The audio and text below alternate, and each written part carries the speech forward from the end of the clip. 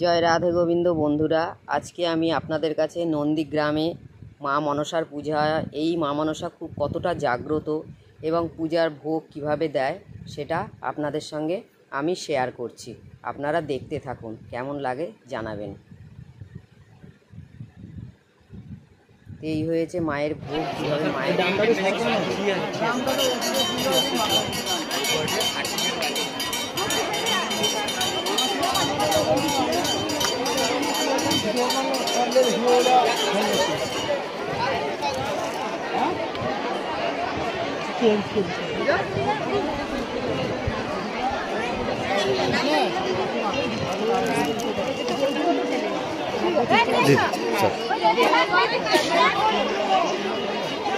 hello,